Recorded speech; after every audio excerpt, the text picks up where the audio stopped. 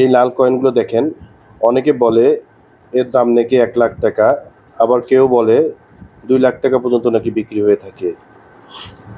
কিন্তু আসল সত্যটা কি? আজকের এই ভিডিওতে সব ক্লিয়ার করে দিব।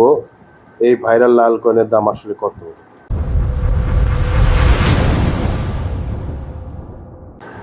প্রথমে দেখে নিই এই কয়েনটা কি।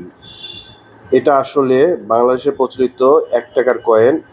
এখানে বাংলাদেশ লেখা আছে, পিছনে পরিবার পরিকল্পনার ডিজাইন দেখা যাচ্ছে। এটা সাধারণত আমরা বাজারে আগে প্রতিনিয়ত ব্যবহার করতাম। এখন প্রশ্ন হলো, এই কয়েন নিয়ে এত গুজব কেন?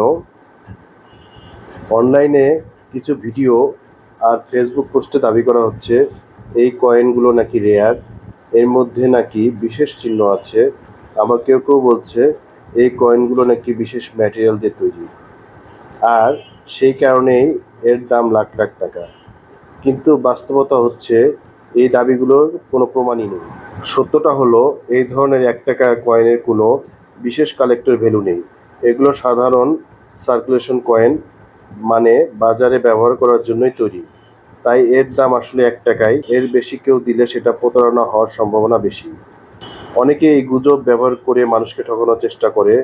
কয়েন কিনবো বলে ফাঁদ পাতে অনেকে আগেই টাকা নিতে চাইছে বা ভুয়া ডিল দিচ্ছে, তাই সাবধান থাকুন। এই ধরনের অফারে কখনোই বিশ্বাস করবেন না। তবে হ্যাঁ, যদি কোনো কয়েনে সত্যিই রেয়ার হয়, যেমন অনেক পুরনো, ভুল প্রিন্ট, সীমিত সংখ্যায় তৈরি, তাহলে তার আলাদা মূল্য থাকতে পারে। কিন্তু এই কয়েন সেই ক্যাটাগরির না। আশা করি আজকের ভিডিও দেখে আপনার সব কনফিউশন ক্লিয়ার হয়েছে। ভিডিওটি ভালো লেগে থাকলে লাইক দিন, কমেন্টস করে জানান আপনার মতামত।